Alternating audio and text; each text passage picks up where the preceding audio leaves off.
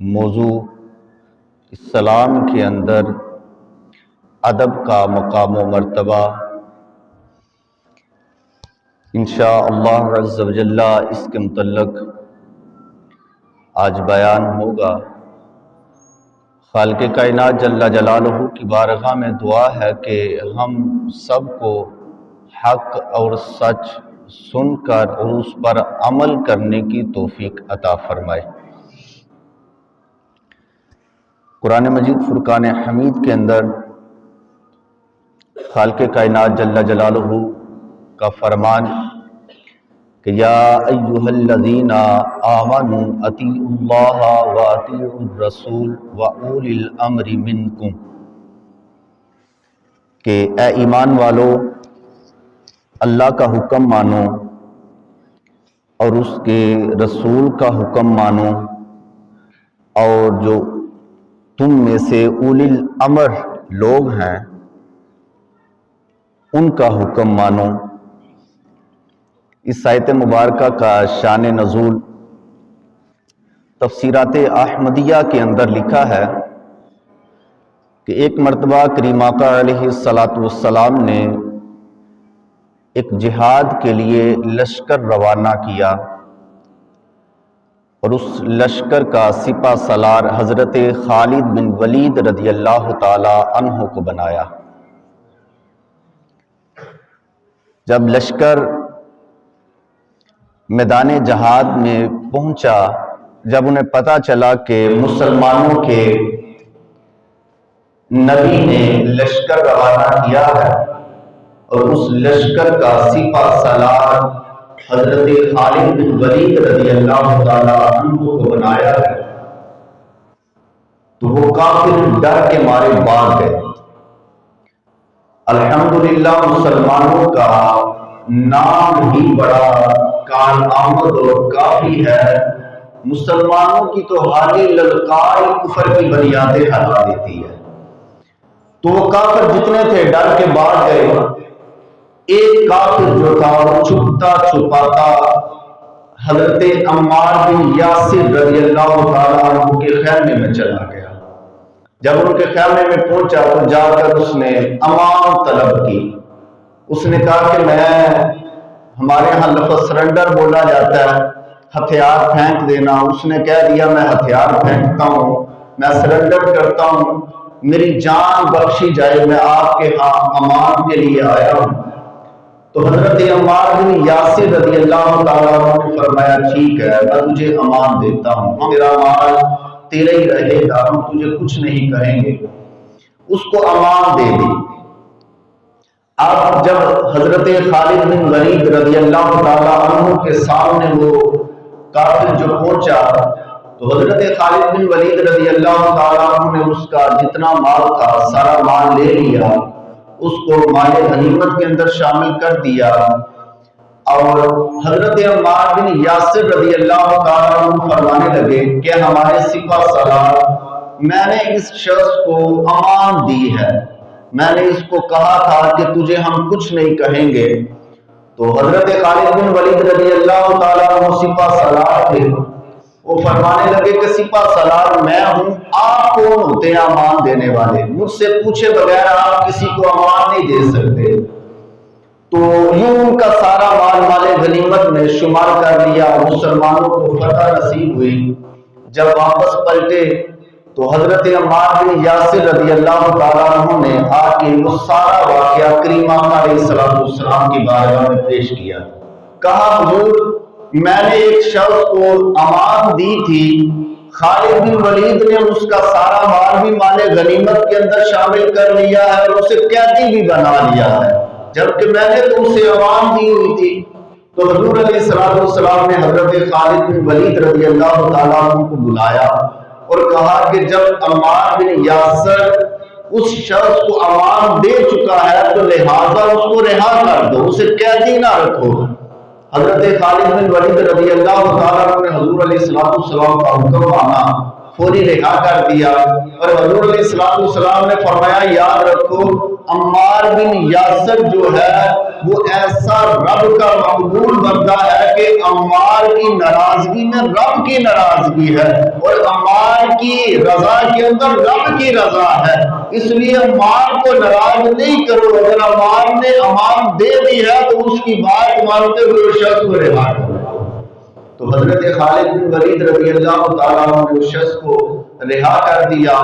تو پھر حضور علیہ السلام نے ارشاد فرمایا ٹھیک ہے عمار، آئندہ تم نے بھی ایسا نہیں کرنا، اپنے حاکم کی، اپنا جو سربراہ ہو، خلیفہ ہو یا سپہ سالار ہو، اس کی اطاعت کرنی ہے، اس سے پوچھ کر کسی کو امان دینی ہے۔ اب ہوا کیا، جب رہا کیا تو حضور نے فرمایا کہ عمار کی رضا کے اندر رب کی رضا ہے اور عمار کی ناراضگی کے اندر رب کی ناراضگی ہے۔ حالانکہ سپہ سالار خالد بن ولید اور سارا کنٹرول خالد بن ولید رضی اللہ تعالیٰ عنہ کے پاس، مگر ایک دوسرے کا ادب اور لحاظ ایسا تھا، جب حضور نے فرمایا کہ عمار کی رضا میں رب کی رضا ہے تو خالد بن ولید نے یہ نہ دیکھا کہ عمار بن یاسر تو عام سپاہی ہے اور ایک یہ آزاد شدہ غلام ہے اور میں تو سپہ سالار ہوں، نہ حضور کا فرمان سنا تو عمار بن یاسر کے پاس پہنچ گئے، فرمایا کہ اللہ کی رضا کے لیے مجھے معاف کر دو، میں نے تمہارے کہنے کے باوجود اس کو امان نہیں دی تھی۔ یہ آپس میں محبت اور ادب کا لحاظ تھا کہ حالانکہ بات حضرت خالد بن ولید کہتے اس میں کیا ہے، میں سپہ سالار تھا، امان نہیں دی تو کیا ہو گیا، رسول اللہ کے کہنے پر میں نے اسے چھوڑ بھی تو دیا ہے، اتنی بات پر نہ رہے بلکہ آ کے حضرت عمار بن یاسر سے معافی مانگ رہے ہیں۔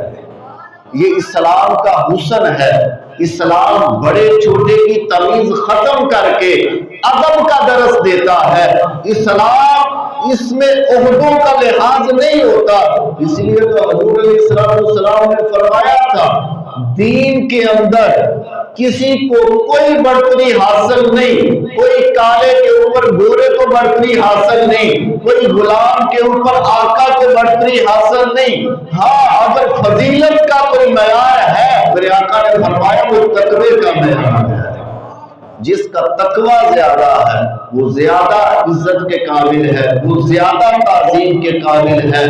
اور ایک شخص کریم آقا علیہ السلام کی بارگاہ میں حاضر ہوا اور پوچھتا ہے یا رسول اللہ صلی اللہ علیہ وسلم آپ کے نزدیک ادب اور تعظیم کا کیا درجہ ہے؟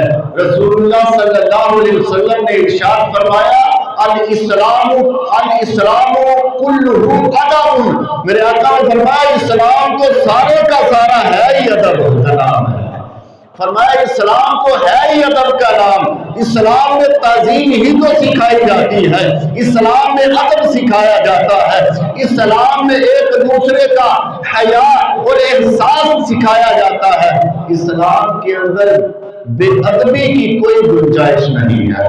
یہ اسلام ہے ہمارا جو ادب کا درس دیتا ہے۔ ہاں اتنا نہیں بلکہ حضور علیہ السلام نے ارشاد فرمایا جو ہمارے بڑوں کا ادب نہیں کرتا اور چھوٹوں پر شفقت نہیں کرتا لیس منا، وہ ہم میں سے نہیں ہے، فرمایا وہ ہم میں سے ہے ہی نہیں، جو ہمارے بڑوں کا ادب نہ کرے اور چھوٹوں کے اوپر شفقت نہ کرے۔ یہ اسلام ادب کا درس دیتا ہے، تعظیم کا درس دیتا ہے، اور صحابہ نے پھر ادب کر کے دکھایا، صحابہ نے اس اعتبار سے ادب کیا کہ ایک راوی روایت کرتے ہیں حضرت اسامہ بن شریک رضی اللہ تعالیٰ عنہ، آپ فرماتے ہیں صحابہ کا ادب کیسا تھا، کیونکہ صحابہ جو تھے ہمارے لیے مینارہ نور کی حیثیت رکھتے ہیں، صحابہ وہ ہے جو ہمارے لیے صراط مستقیم کا ذریعہ ہے، صحابہ وہ ہے جو ہمیں ڈائریکشن دیتے ہیں، زندگی گزارنے کا طریقہ بتاتے ہیں، صحابہ کی زندگیاں بتاتی ہیں کہ اسلام پر عمل کیسے کرنا ہے، صحابہ کی زندگیاں بتاتی ہیں کہ اسلام قرآن کے اوپر چلنا کیسے ہے۔ صحابہ کی زندگیاں بتاتی ہیں کہ قرآن کی تلاوت کے ساتھ ساتھ مصطفیٰ جان رحمت صلی اللہ علیہ وسلم کا ادب کیسے کرنا ہے۔ صحابہ کی زندگیاں بتاتی ہیں کہ مصطفیٰ کی ذات پر اپنا مال، اپنی جان، اپنا سب کچھ کیسے قربان کرنا ہے۔ صحابہ کی زندگیاں بتاتی ہیں کہ جب مصطفیٰ کا نام آ جاتا ہے تو اپنی گردنوں کو کیسے خم کر دینا ہے۔ صحابہ کی زندگیاں بتاتی ہیں کہ جب مصطفیٰ کے دربار میں آنا ہے تو آوازوں کو پست کیسے رکھنا ہے۔ صحابہ کی زندگیاں بتاتی ہیں کہ جب رستے میں کبھی چلنا ہے تو مصطفیٰ سے آگے قدم نہیں بڑھانا ہے۔ صحابہ کی زندگیاں بتاتی ہیں کہ اگر عبادت بھی کرنی ہے تو مصطفیٰ سے پہلے روزہ نہیں رکھنا ہے۔ صحابہ کی زندگیاں بتاتی ہے اگر قربانی بھی کرنی ہے تو مصطفیٰ سے پہلے قربانی نہیں کرنی۔ صحابہ کی زندگیاں بتاتی ہے کہ مصطفیٰ کا ادب ایسے کرنا ہے کہ اگرچہ تم نماز میں کھڑے ہو تمہیں پتہ چل جائے مصطفیٰ آ گئے ہیں، تم نے نماز کے اندر ہی مصطفیٰ کا ادب کرتے ہوئے مصلی سے پیچھے تشریف لے آ رہا ہے۔ یہ صحابہ کی زندگیاں ہمیں بتاتی ہیں مصطفیٰ کی جانثاری کس انداز سے کرنی ہے۔ حضرت شریک رضی اللہ تعالی عنہ فرماتے ہیں، آپ فرماتے ہیں مصطفیٰ کریم صلی اللہ علیہ وسلم کے دربار میں حاضری کا صحابہ کا انداز کیسا تھا۔ فرمایا جب صحابہ حضور کی مجلس میں حاضر ہوتے اور حضور کے سامنے بیٹھتے، حضور گفتگو فرما رہے ہوتے تو صحابہ ایسے بیٹھے ہوتے جیسے ان کے سروں کے اوپر پرندے بٹھائے ہوتے ہیں کہ کہیں تھوڑی سی حرکت دیں گے پرندہ اڑ جائے گا، یعنی اتنی سی حرکت بھی مصطفیٰ کے سامنے صحابہ اپنے سروں کو نہیں دیا کرتے تھے۔ یہ صحابہ کرام علیہ رضوان نے ادب کر کے بتایا۔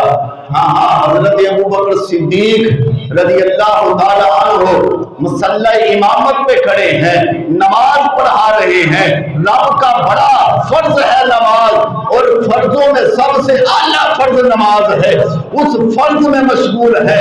مصلی رسول پہ کھڑے ہیں، نماز پڑھا رہے ہیں، پیچھے سے امام الانبیاء صلی اللہ علیہ وسلم تشریف لے آتے ہیں۔ ابوبکر صدیق رضی اللہ تعالی عنہ مصلی امامت کو چھوڑ کر پیچھے کو ہٹ جاتے ہیں۔ حضور علیہ السلام اشارہ کرتے ہیں کہ ابوبکر مصلی پہ رہو، نماز پڑھا رہے ہو، تم پڑھاتے رہو، مگر ابوبکر وہاں کھڑے نہیں رہتے، پیچھے آ جاتے ہیں۔ حضور مصلی امامت پہ کھڑے ہوتے ہیں، نماز پڑھاتے ہیں۔ نماز مکمل کرنے کے بعد حضور پوچھتے ہیں کہ ابوبکر کیا بات تھی، میں نے تو تجھے کہا تھا کہ مصلی پہ کھڑا رہ، پھر کس چیز نے تجھے پیچھے کیا تھا؟ حضرت ابوبکر صدیق فرماتے ہیں یا رسول اللہ، ابو قحافہ کے بیٹے کی اتنی مجال ہی نہیں ہے کہ امام الانبیاء تشریف لے آئے اور ابوبکر آگے مصلی پہ کھڑا رہ جائے۔ گویا کہ کہا حضور یہ تو ادب کے خلاف تھا کہ میں مصلی پہ کھڑا رہوں اور حضور پیچھے تشریف لے آئے۔ یہ صحابہ کا طرز عمل تھا کہ نماز کے اندر بھی مصطفیٰ کے ادب کو ملحوظ رکھتے تھے۔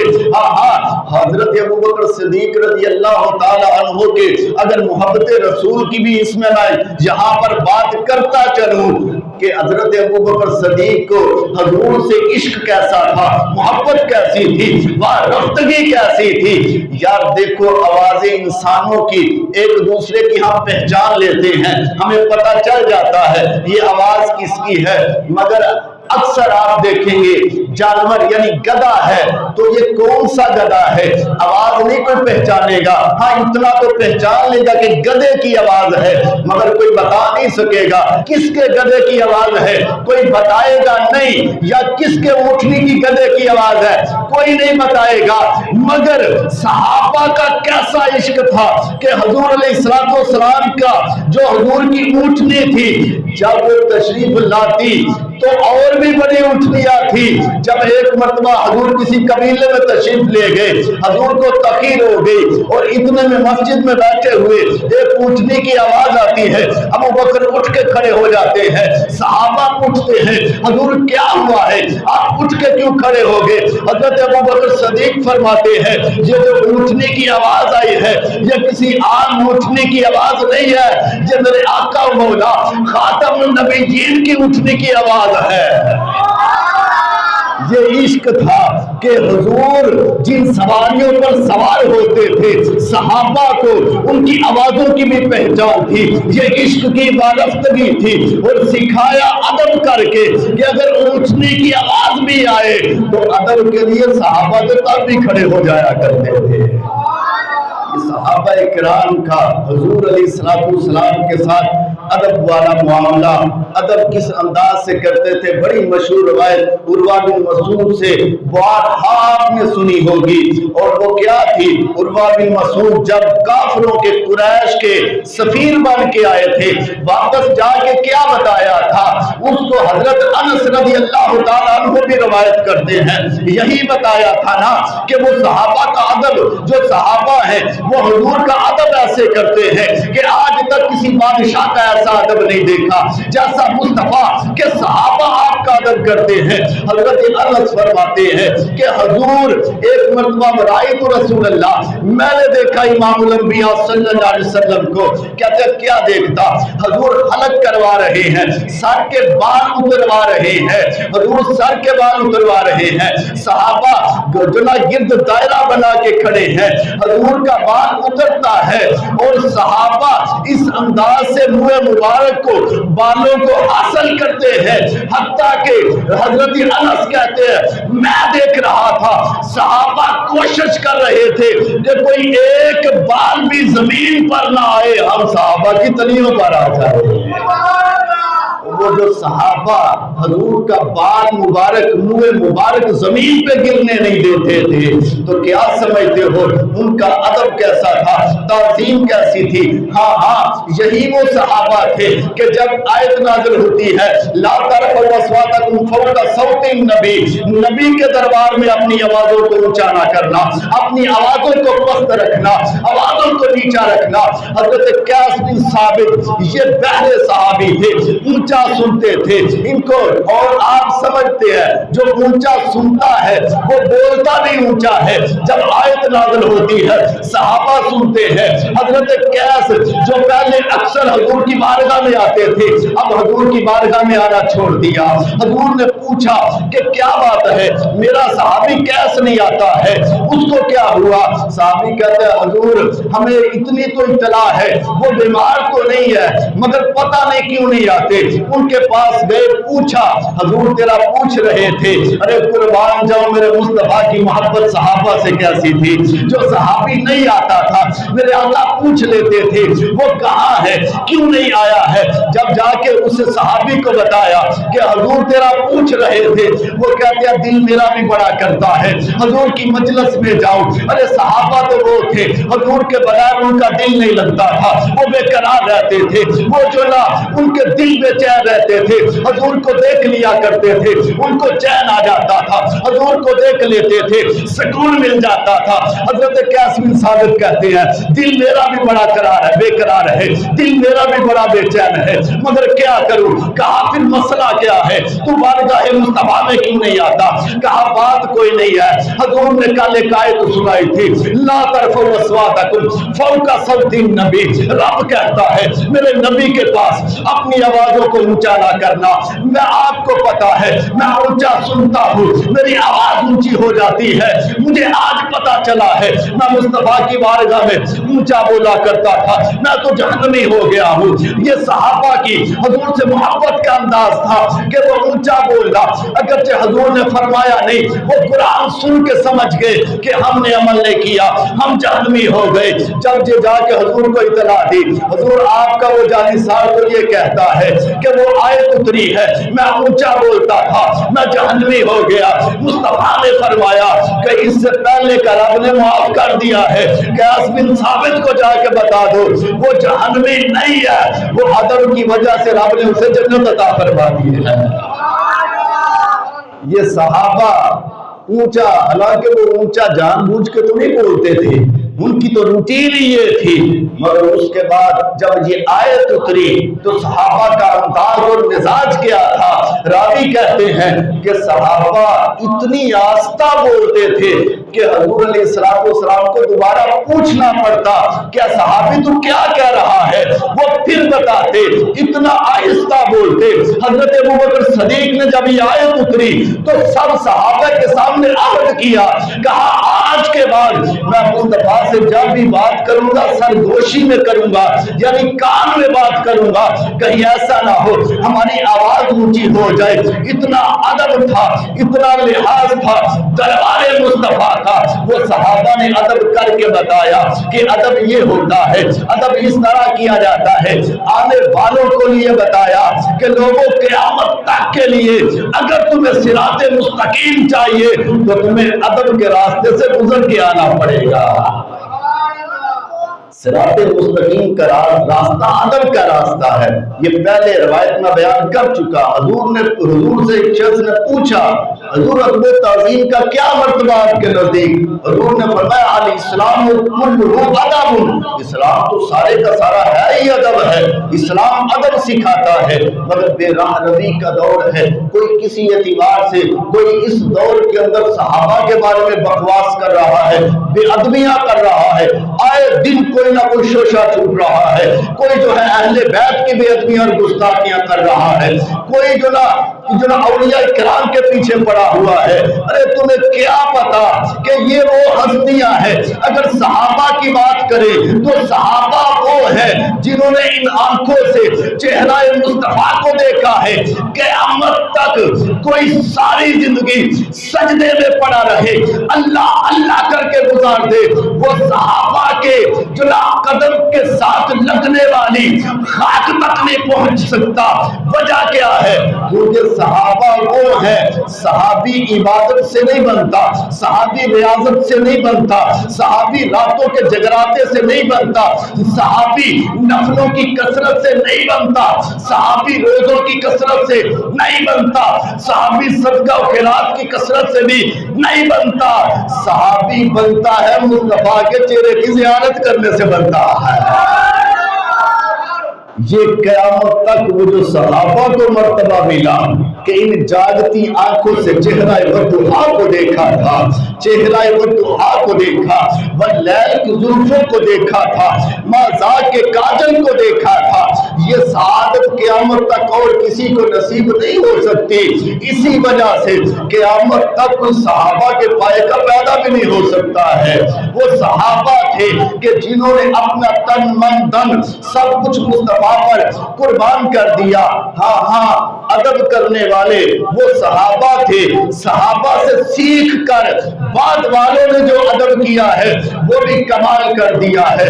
حضرت امام مالک رضی اللہ تعالی عنہ کے پاس اگر کوئی کون امام مالک؟ وہ امام مالک جن کو خواب میں آ کر مصطفیٰ نے جو نا عالم مدینہ کا لقب عطا فرمایا، وہ امام مالک جو 40 سال تک مدینہ میں رہے اور مسجد نبوی کے اندر درس حدیث دیتے رہے، وہ امام مالک رحمت اللہ تعالیٰ علیہ ادب کا عالم یہ تھا کہ 40 سال مدینہ میں رہے، مگر 40 سالوں میں کبھی بھی حدود مدینہ کے اندر نہ پخانہ کیا نہ پیشاب کیا، کبھی قضاء حاجت نہ کی۔ قضاء حاجت کے لیے میلوں کا سفر طے کر کے مدینہ سے باہر جاتے۔ کسی نے پوچھا حضور وجہ کیا ہے؟ کہا میں مصطفیٰ کے شہر مدینہ کا ادب کرتا ہوں۔ جو شہر مدینہ کا اتنا ادب کرتا ہے اس کے دل میں مصطفیٰ کی عظمت کے کیا جنا انداز ہوگا۔ ہاں یہی انداز تھا۔ سنو، حضرت امام مالک رضی اللہ تعالی عنہ کے پاس کوئی اگر مسئلہ پوچھنے آتا، مسئلہ پوچھتا، آپ اسے بتا دیتے۔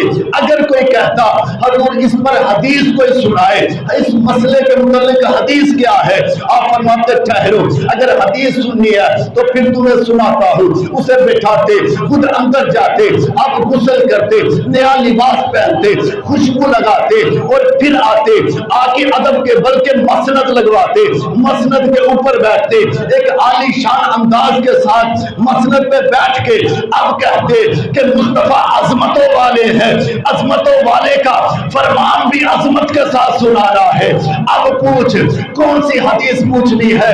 ایک شان و شوکت کے ساتھ جناب مسند کے اوپر بیٹھ کر اب مصطفیٰ کی حدیث سنایا کرتے تھے اور قیامت تک کے لیے بتا دیا ہم ادب والے ہیں۔ ہم تو مصطفیٰ کے زبان سے نکلے ہوئے الفاظ بھی دوسرے کو سنانے لگے، ہم تو پھر بھی وضو کر کے سنایا کرتے ہیں۔ یہ ادب امام مالک رضی اللہ تعالی عنہ کا کہ آپ غسل کرتے، کوئی حدیث پوچھتا غسل کرتے، پاکیزہ لباس پہنتے، خوشبو لگاتے، تخت بچھاتے، اس کے اوپر بیٹھ کر پھر مصطفیٰ کا فرمان سناتے۔ ہاں یہی امام مالک رضی اللہ تعالی عنہ حضرت عبداللہ بن مبارک کہتے ہیں ایک مرتبہ میں نے دیکھا آپ درس حدیث دے رہے تھے اور درس حدیث دیتے دیتے میں دیکھ رہا تھا آپ کے چہرے کا رنگ متغیر ہو گیا، جیسے بڑی پریشانی کا عالم ہوتا ہے، بڑی جو تکلیف کے اندر بندہ ہوتا ہے ایسا چہرے کا رنگ ہو گیا، کیفیت ہو گئی، مگر آپ نے ذرہ برابر بھی اپنے چہرے کے اوپر ناگواری کا اظہار نہیں کیا، درس حدیث دیتے رہے، درس حدیث سے فارغ ہوئے، اٹھے، آپ فرماتے ہیں میں نے پوچھ لیا حضور معاملہ کیا تھا؟ آپ درس حدیث دے رہے تھے، آپ کی کیفیت بدل گئی، اگرچہ اتنی تکلیف آپ کے چہرے سے آیا تھی مگر آپ اظہار نہیں کر رہے تھے، آپ اپنے جسم کو حرکت نہیں دے رہے تھے، ادب کے ساتھ فرمان مصطفیٰ بیان کرتے جا رہے تھے۔ وجہ کیا تھی؟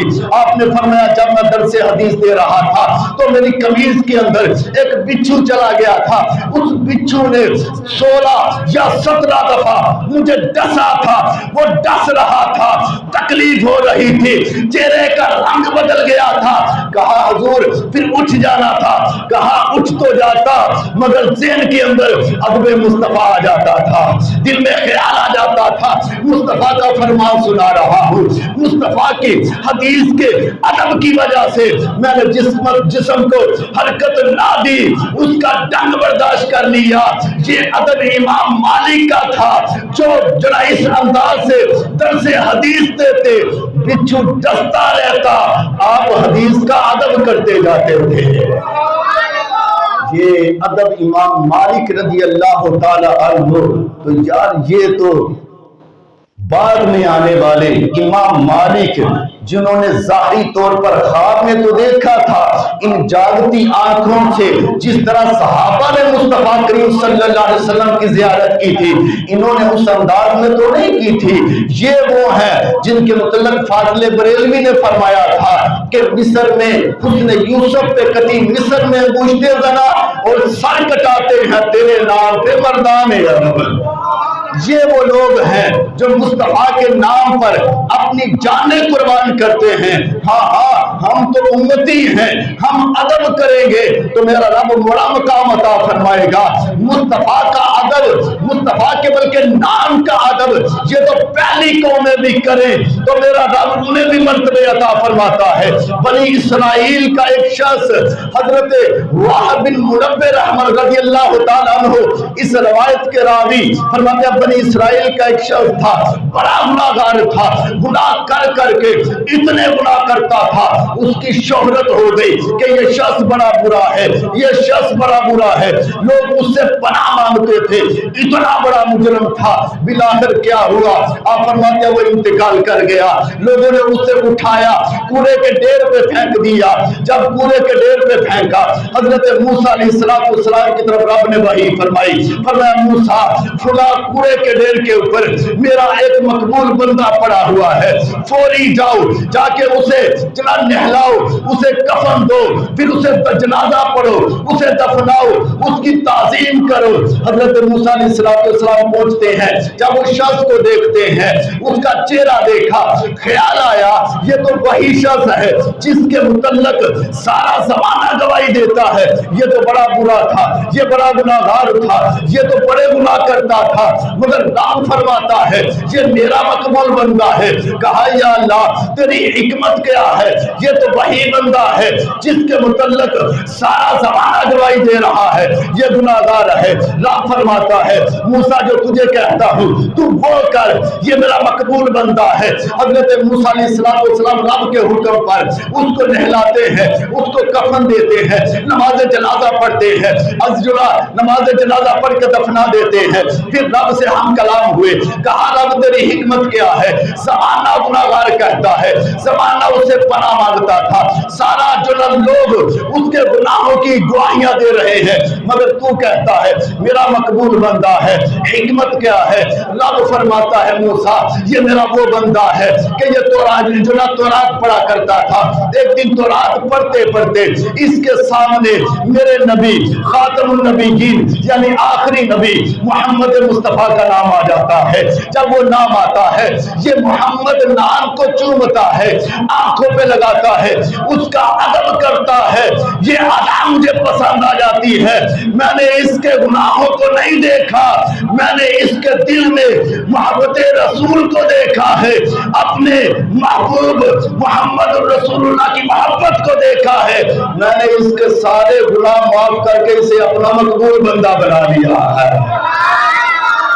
ये बनी इस्राइल का शख्स अदब करे तो ये मकाम पा लेता है। हाँ मलका जुबैदा बड़ी मशहूर, जिन्होंने मदीना मक्का के अंदर अरफात के अंदर आज भी नहर मौजूद है, वो मलका जुबैदा ने बनवाई थी। वो दीवार नहर की वहां मौजूद है, वो मलका जुबैदा ने हज्जाज के लिए बनवाई। बड़ी आशिक रसूल थी, बड़ी इस्लाम और दीन पे अमल करने वाली थी। एक दिन क्या हुआ, अपनी बांदी से लोंडी से पानी मांगा, वो पानी लेकर आई, पानी उसने दिया, पानी पकड़ती है, उधर से अजान शुरू हो जाती है, पानी नहीं पीती, वही अदब से बैठ जाती है और अजान का जवाब देती है, अजान का अदब करती है। जब अजान मुकम्मल होती है फिर पानी पीती है। बांदी ने पूछ लिया ये सारा मामला क्या है। कहा मैं अजान का अदब कर रही थी। जब उसका इंतकाल हो जाता है, किसी ने ख्वाब में देखा माफ़ाल अल्लाहु बिका, रब ने तेरे साथ क्या मामला किया। कहा कुछ भी नहीं, सारे अमल एक तरफ है, जो मैंने अजान का अदब किया था, उस अजान के अदब की वजह से मेरे रब ने मुझे जन्नत अता फरमा दी है। ये अदब है। अदब हर चीज का उसके मौका महल के मुताबिक अदब है। मस्जिद का अदब ये है इसमें नापाकी की हालत में ना आया जाए। कुरान का अदब ये है कि इसको बेवुजू ना छुआ जाए। कुरान का अदब ये है जब कुरान की तिलावत हो खामोशी से सुना जाए। बाप का अदब ये है बाप के आगे नागवारी का इजहार करते हुए बोला ना जाए, बाप के आगे ना चला जाए। माँ की इज्जत जो ना, माँ का अदब ये है कि माँ का हुक्म माना जाए। इसी एतबार से हर चीज का अपना अपना अदब है। मगर याद रखो इन लोगों यानी शख्सियत माँ है, माँ की बेअदबी कोई कर भी बैठता है गुनाहगार तो हो जाता है, काफिर नहीं होता। बाप का कोई बेअदब हो जाए तो गुनाहगार होता है, काफिर नहीं होता। मगर याद रखो मुस्तफा जाने रहमत सल्लल्लाहु अलैहि वसल्लम की जात वो जात है, अगर मुस्तफा का जो गुस्ताख बन जाता है वो हाली गुनाहगार नहीं, वो मुर्तद और काफिर हो जाता है, वो इस्लाम से निकल जाता है। और जो मुस्तफा का अदब करता है मेरा रब उसको इज्जत अता फरमाता है, चाहे वो अदब की वजह से अबू बकर सदीक को इज्जत मिले, या अदब की वजह से उमर फारूक को शान मिले, या अदब की वजह से उस्मान गनी ज़ुन्नुरैन बन जाए, या अदब की वजह से मौला मुश्किल कुशा हैदर करार बन जाए, या अदब की वजह से सुलेमान फारसी जो है वो रश्के कमर बन जाए, या बिलाल हबशी अदब की वजह से काबे की छत पे खड़ा हो जाता है। ये अदब हर एतबार से ادب کیا ہے وہ حدیث پھر سنا دیتا ہوں۔ اسلام کے اندر ہم رہنے والے ہیں، ہمیں ادب کرنا ہے، ہمیں مصطفیٰ کا بھی ادب کرنا ہے، مصطفیٰ کے صحابہ کا بھی ادب کرنا ہے، مصطفیٰ کی آل کا بھی ادب کرنا ہے، مصطفیٰ کے جانثار اولیاء کرام کا بھی ادب کرنا ہے، علماء اور محدثین کا بھی ادب کرنا ہے، اپنے والدین کا بھی ادب کرنا ہے، سفید داڑھیوں کا ادب کرنا ہے۔ ہم اسلام والے ہیں، جب اسلام ہمیں کہتا ہے ہم ادب والے ہیں تو پھر ہم نے اپنی زندگیوں کو ادب کے مطابق ڈالنا ہے۔ اور ادب کیا ہے؟ حضور سے پوچھا ادب کا درجہ کیا ہے آپ کے نزدیک؟ فرمایا الاسلام کلہ ادب، اسلام سارے کا سارا ادب ہے۔ جو اسلام میں رہے گا وہ ادب والا بن کے رہے گا، جو ادب والا ہوگا وہ اسلام والا ہوگا، جو اسلام والا ہوگا وہ ادب والا ہوگا، جو ادب سے نکل جائے گا اس کا تعلق بھی اسلام سے نکل جائے گا۔